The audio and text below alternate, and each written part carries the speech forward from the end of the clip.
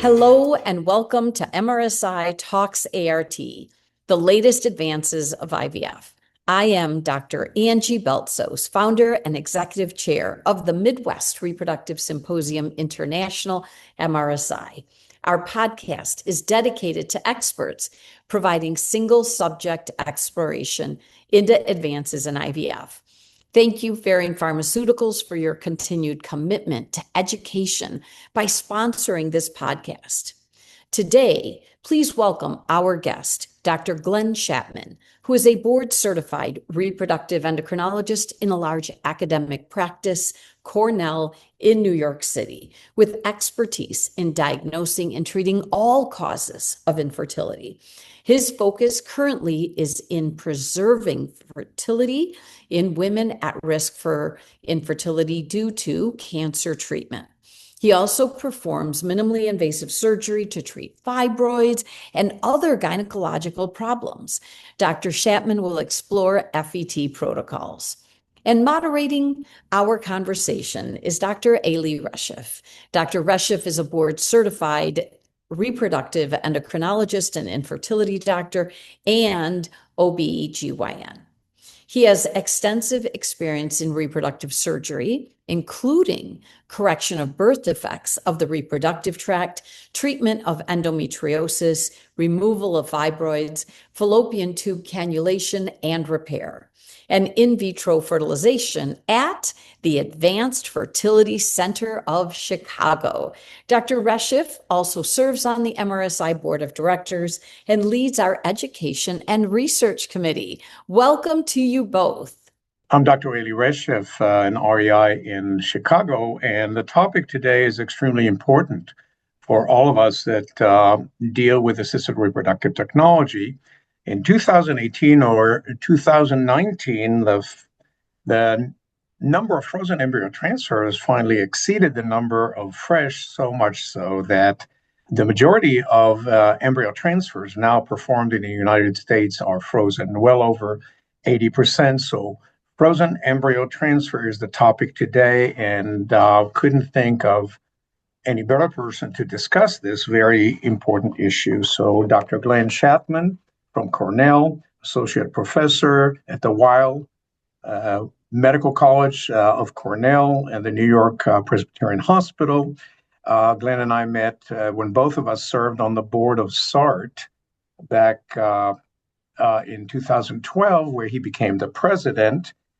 He is also associate director of the fellowship program at Cornell and vice president of the International Society for Fertility Preservation. So I will describe a case vignette, and I'm going to ask Dr. Schattman to comment on various aspects of that particular case. And here it goes. This is a 38-year-old para 0000 who had a retrieval of 12 oocytes, then PGTA freeze-all, resulting in 3 euploid blastocysts. Prior to embryo transfer, hysteroscopy was normal. So she was started on the more traditional programmed frozen embryo transfer, single embryo transfer with oral estradiol 3 times daily, and then progesterone and oil injections when the endometrium reached 6.9 millimeters with a classical trilaminar or trilinear pattern. During her stimulation previously, her endometrium reached 6.9 millimeters on the day of the trigger and maximum of 7 millimeters during 3 previous letrozole IUI cycles, and no pregnancy, of course, from the letrozole. So, Dr. Schattman, please comment on the following. And this is going to be the first question. How would you counsel her after 1 failure of implantation of a euploid blastocyst?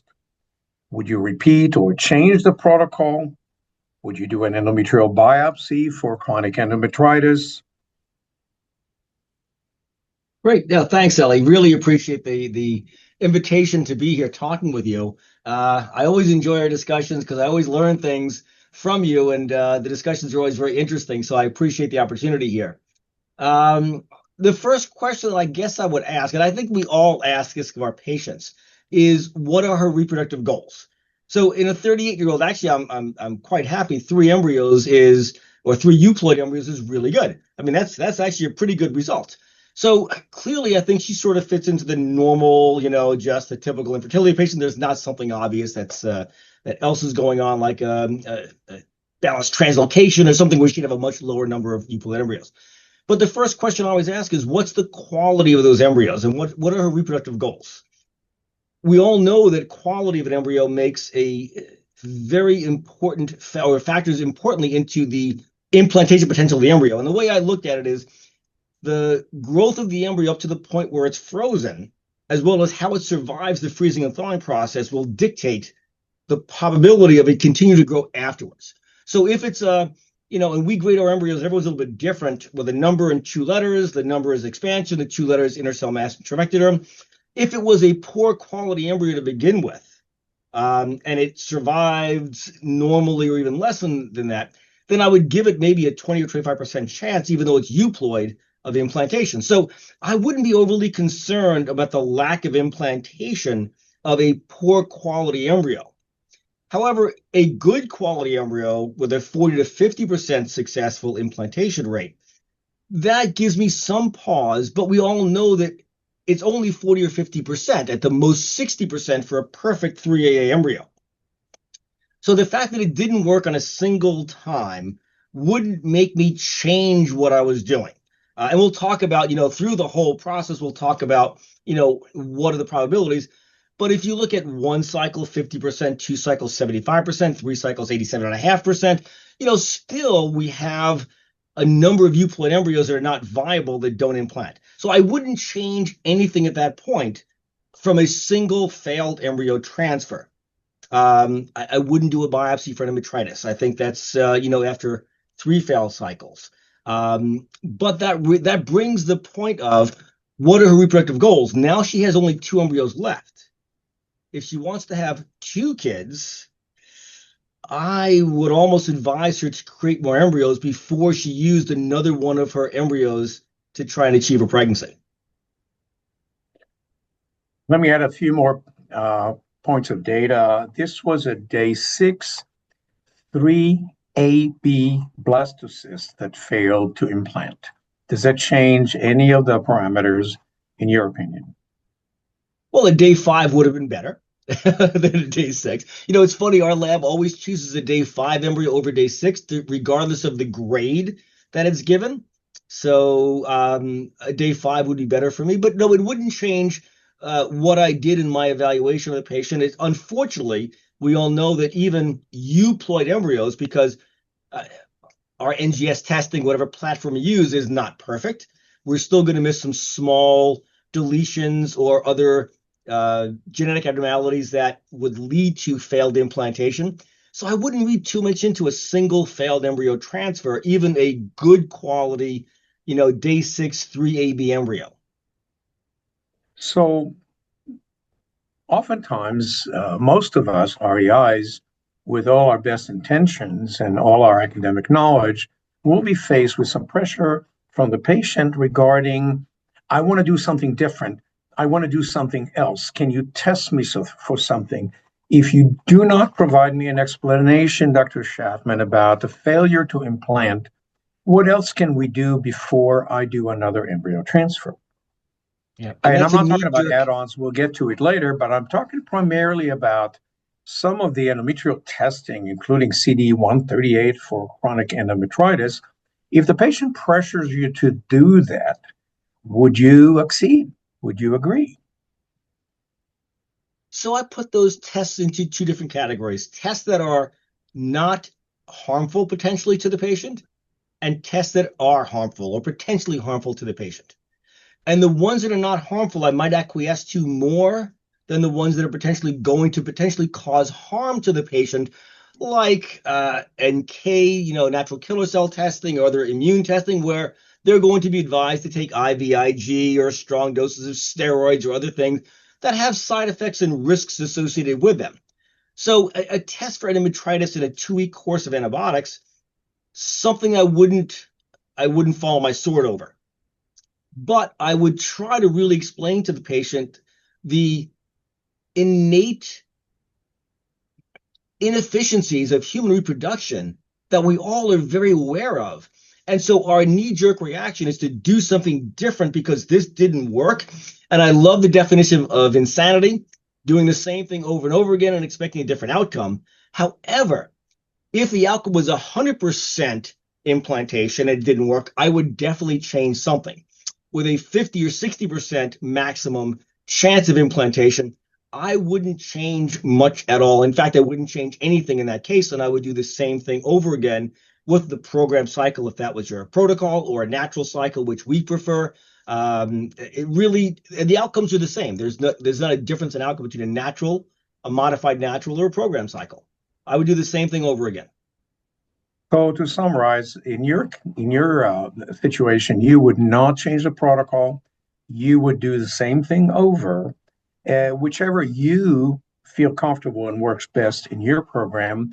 But clearly, no specific study should be done to go dig deeper into causes after failure of one euploid embryo transfer. So that segues us into the next question. Can you give us an overview of the four major frozen embryo transfer cycles: the natural, the modified natural, the programmed hormonal replacement therapy, or the stimulated cycle? Right. And our approach is preferably we do a natural cycle in patients with regular menstrual cycles. So if someone has a regular cycle, a normal cycle length, we prefer a natural cycle unless we needed to time the transfer according to a specific individual doing the transfer. For example, I have a patient who is a very difficult transfer. In fact, no one can find her cervix. We had to put a string on her cervix to find it. Now, I am not going to give that to one of my partners and say, here, deal with it whatever day she happens to ovulate, because she needs anesthesia. So that patient is programmed, even though she has regular periods, because we need to time the transfer to a specific day when we're all prepared to do her transfer. But in general, somebody with natural cycles, we do a natural cycle monitoring, wait for L8 surge. And what we look for L8 surge in timing the cycle, and it's interesting, I was reading a bunch of articles before this, and everyone has a little bit different approach to the natural or modified natural cycles. But in a completely natural cycle, we wait for three things to happen. We wait for an LH that goes 3 times above her baseline LH. We wait for an estradiol level to drop at least 15% the following day after that LH surge, and we wait for progesterone level over 1. And those three things really help us time when the LH surge and ovulation occurred, and we time our transfers for 5 days after the LH surge. Now, that's different from many programs that wait for 6 days. That shows you, I think, the window of implantation is not timed to the hour or 2 hours. It is 24-hour, and some people think it's a 48-hour window. So we time for 5 days, some time for later. The modified natural cycles are for those that don't get regular cycles, but will respond to things like Clomid or letrozole. And in those patients, we can get them to ovulate, time ovulation the same way, either HCG or waiting for them to surge naturally, and then do the transfer 5 days later. We can do the modified natural cycles where we give HCG instead of waiting for the natural LH surge. We can do stimulated cycles with gonadotropins and hopefully low-dose gonadotropin, so we keep the E2 levels low and look for mono or 2 follicle development, as opposed to what we do with IVF to go for 10 or 15 eggs. Or we can do completely programmed cycles. And then with program cycles, there are so many different protocols for oral estrogen, or we use subcutaneous. We use estradiol patches for E2 and monitor E2 levels. Intramuscular progesterone versus vaginal with every 3rd day intramuscular progesterone. So there are so many different protocols, but whatever works for the person, if you're going to go with the program cycle, use that for your patients, whatever works better for you. But those are the types of cycles that we can use for a frozen embryo transfer. I noticed that you did not mention follicular size when it comes to the natural cycle or the modified natural cycles. Is that one of the parameters or one of the metrics you look at in terms of decision as to the timing of transfer? Sure. So if we're doing a modified natural cycle with HCG trigger, we want to trigger so a corpus luteum has normal luteal function. So we're not going to trigger, even if the lining is 7 millimeters, when the follicle is only 13 or 14 millimeters, estradiol levels less than 200. We'll usually wait till the E2 levels over 200 and the lining is thick enough and the follicle is large enough that it will have normal luteal function after the HCG injection. So those are the parameters we wait for the modified natural cycles. And can you comment about success rate, live birth, when it comes to natural, modified natural versus the programmed cycle? Most current Yeah, data? they're exactly the same. So we have a study we published a while ago. If you look at other studies, success rates, implantation rates between natural and programmed, or natural, modified natural, stimulated cycles, or program cycles are exactly the same in terms of implantation rates. I think the difference is some controversy about birth outcomes or the health of the child and pregnancy outcomes afterwards. And I'm sure you will get into that in a little bit. Yeah, you can continue to comment about outcomes when it comes to the natural or modified natural versus the programmed in terms of birth outcome and uh, complications in during pregnancy and afterwards. Sure. So we prefer natural cycles because it's easier for the patient. They avoid 7 weeks of intramuscular progesterone. It's easier for them. It is a little bit harder for the clinic, especially when we do enough transfers and retrievals a day where it doesn't matter what day the patient goes on. But for some clinics where patients prefer to have their own doctor do the procedure and it's rotating, it's really tough to do that, especially when everyone's got busy schedules. So we prefer the natural for a number of reasons. It's easier for the patient, but also I think the birth outcomes in the past and in some studies have been shown to be superior in terms of health of the child, risks of hypertension, so lower risk of IUGR, of hypertensive disease in pregnancy, as well as of macrosomia and lower C-section rates with natural cycles. So for those reasons, I have always preferred natural cycles. But if you look at implantation rates and some newer data, depending on how you replace the hormones in a program cycle, there may not be that big a difference in outcomes between the natural as well as the program cycles for the health of the child. There are a couple of recent publications, including the last one that I read by Michael Hill, Kate Devine, and others about the fact that changing protocols will or may not change the outcome. Can you comment about that? Yeah, since the outcomes are really the same, if somebody has natural cycles and they truly have a natural cycle, if it fails with a natural cycle, moving to a program cycle doesn't, in a large population, change outcome because pregnancy rates and implantation rates are the same between the two. So changing protocols, unless there's a problem with someone's natural cycle or someone's response to stimulation, their endometrial lining is thin on clomiphene citrate during a clomid cycle, changing protocols is not really going to have a positive impact. Now, the one case where I would change protocols is if in an oligoovulatory patient who I gave clomid letrozole to and their lining was not thick enough, I would either go to a program cycle, and obviously they failed, a program cycle, or a gonadotropin stimulated cycle to avoid the potential negative impacts of the clomiphene or of the letrozole on endometrial response or thickness. So those are the only two I really change protocol on. So moving on to add-ons, and I know this is quite a controversial and quite difficult topic because patient pressure, given the social media and otherwise, can be fairly much significant on a clinician about, can you add this, can you add that? And I'm talking about things that have not been created when the original IVF was, I guess, created or invented, baby aspirin, Lovenox, steroids, Claritin, Pepsid, etc. Obviously, in desperation to improve the outcome, some of us may use some add-ons. Can you comment on that?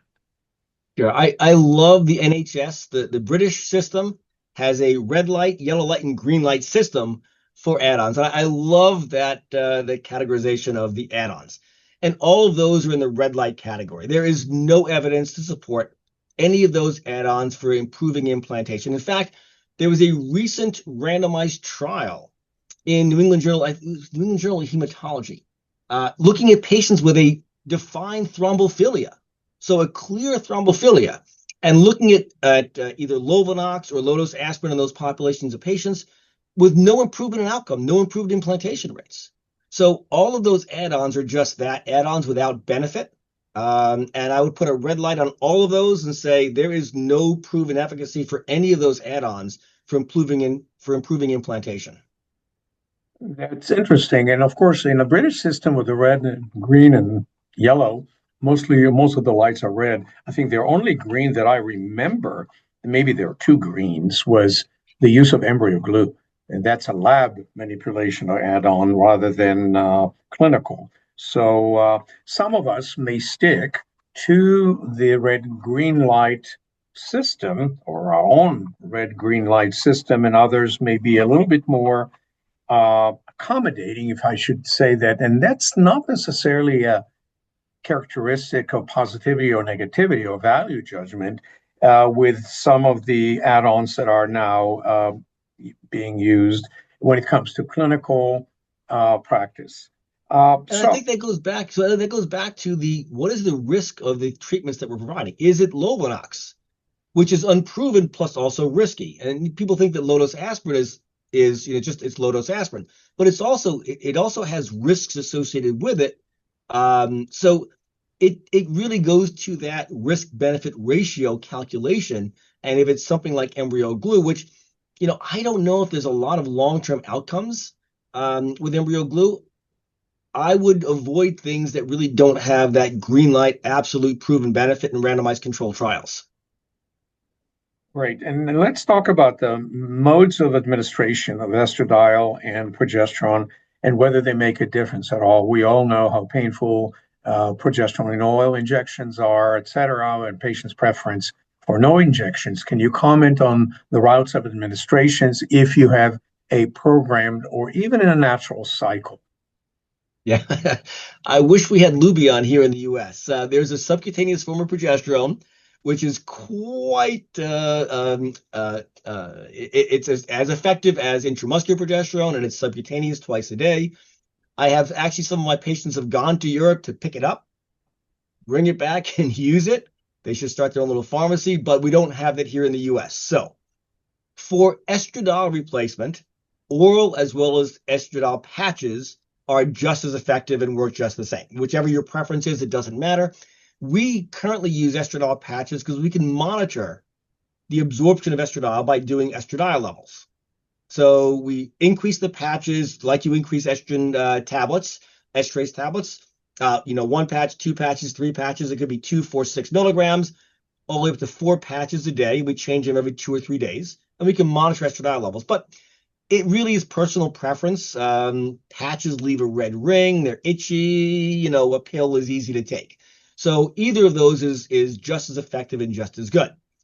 For progesterone, there is definitely benefit of intramuscular progesterone. However, there was a recent study showing that vaginal progesterone with every 3 days intramuscular progesterone is also just as effective as intramuscular every single day.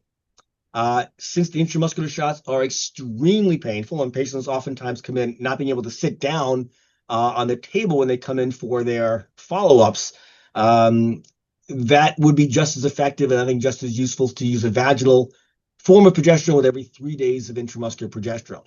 Again, if we had the sub-Q progesterone here, I would use that exclusively for our patients as opposed to any other form of progesterone.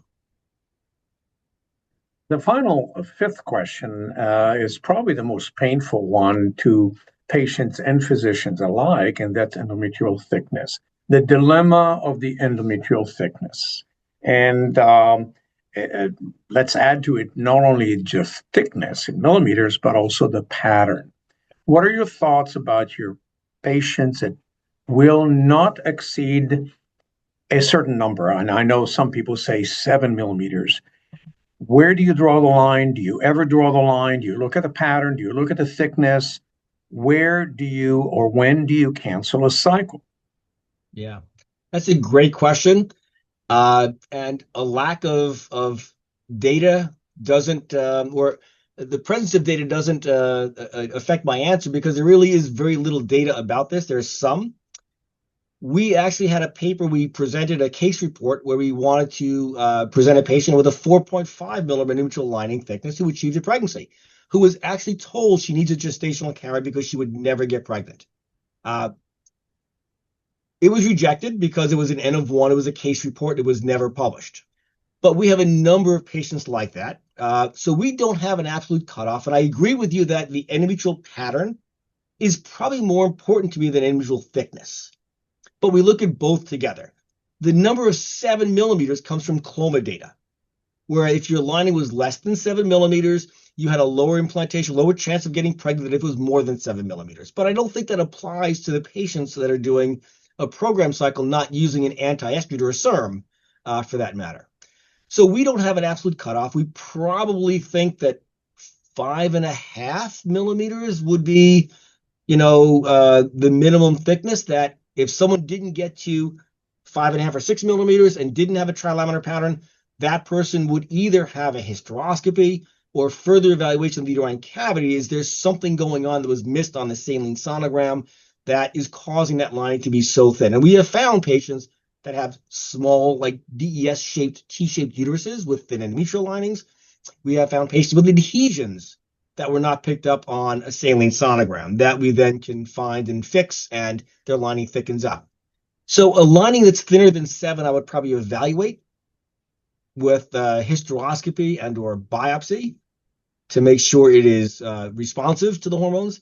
But if it's trilaminar and 6 millimeters or more, I would be completely happy with that endometrial lining. Would you ever look at the endometrial thickness and pattern during the stimulation to serve as a metric as to what you might achieve?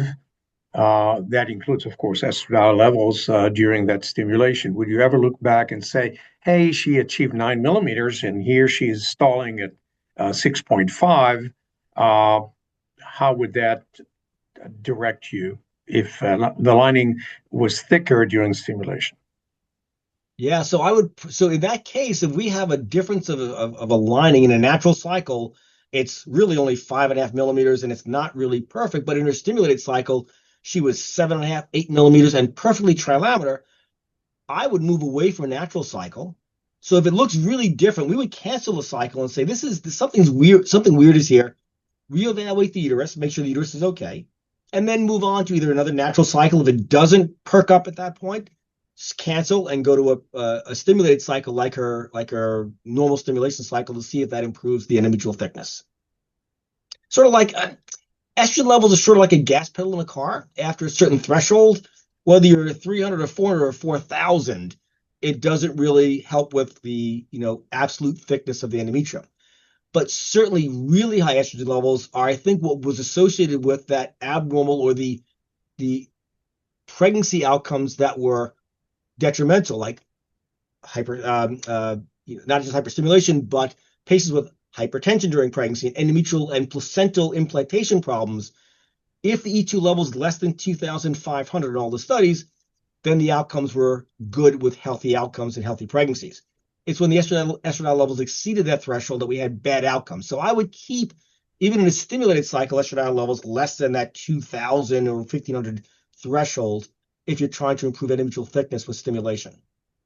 I wonder how many egg donors who are just there to donate their eggs. Some of them haven't been pregnant before, some of them never, but how many of them, and I've observed quite a few in my career, that have thin lining, even though we were not concerned about the lining. I don't know if there are population studies that show that inherently many people have a lining less than 7 or 6, and yet they have unblemished reproductive career. Any comments? Yeah, and it's been anecdotal experience. I am not a fan of progestin IUDs. I find the patient with progestin IUDs, when I have a patient who's never had any uterine instrumentation and a thin lining, my first question always is, did you have an IUD and what type of IUD was it? And I'm really nervous that we will find at some point that the high dose of progestin locally in the endometrium has a permanent negative impact on some of our patients. So the first question I ask is, did you have an instrumentation or did you have a progestin type IUD at some point, for how long? So that does concern me. But we don't have that baseline norm from untested normal populations of what is and what should be the endometrial thickness mid-cycle during stimulation. Well, first of all, I appreciate how interesting and thorough you are regarding a process that is so incredibly germane to what we do. I sense that you are not a fan of any add-ons, and you're not a fan of changing protocols. And of course, the beauty of practicing in any medical field, including ours, is that we operate from scientific data, but from our own experience. So I know some of my colleagues may not agree with you about not changing protocol and all that, but obviously we try to service our patients with what we know is best for them. Any final comments about frozen embryo transfer methodology or any other issues that you feel is important for our audience to listen to? Yeah, I think it's a transfer technique also is extremely important. So we've sort of looked at the preparation of the endometrial lining, but we have forgotten all of the other aspects of, what goes into a successful pregnancy or successful outcome. It's the evaluation before they get to the point of the embryo transfer, how we evaluate the uterine cavity. It's the transfer technique. Is it ultrasound guided or not? Is the experience of the person? Is it the catheter that we use? So all these things also have to be looked at when we have a patient going through a cycle, as well as the potential, if they fail implantation, what did the embryo look like after it was thawed? How was it a tricky transfer, difficult transfer? All these things need to get evaluated, not just what's the preparation of the endometrium that we use to get to the point of the transfer. I guess one of the difficult things in our field, but it makes it most challenging and to me most interesting, is that there's the science and then there's the art of medicine. The difficult part is to confront or to talk to a patient who failed embryo transfer, whether it's frozen or fresh, and try to provide an explanation when most of the time there is none. So obviously, transparency and our experience and some reassurance and explaining the biological process, which is definitely not foolproof, is very important for us professionals when we have such a difficult challenge as talking to a patient after failure. Yeah. I tell all my patients it's very lucky they're not a mouse. If I put 2 mice in a cage, they have 100% efficiency in terms of pregnancy. They're pregnant every single time they try. But there is an innate self-preservation in humans, which makes the process of reproduction inefficient because it is protecting the life of the mother at the expense of the potential fetus, not in lower species like mice, where it's really aimed towards protecting the fetus at the expense of the mother. And that's a benefit of being a human, but it also makes that conversation of a failed transfer extremely difficult. Well, I certainly appreciate your expertise, Dr. Schattman, and I hope our audience will benefit from this, what I consider frank conversation about a rather important and difficult topic, frozen embryo transfer. So thank you so much. Thanks for inviting me, Dr. Reshef. I will see you soon. Thank you, Dr. Schattman and Dr. Reshef, for that compelling discussion of FET protocols. This has been MRSI Talks ART, the latest advances in IVF.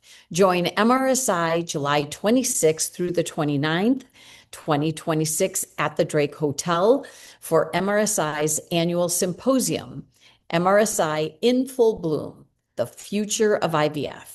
And register at www.mrsimeeting.org. We hope to see you there. And our vision is to bring the world more babies by being a beacon of change, inspiring curiosity, pushing boundaries, advancing science, and uniting minds. Thank you.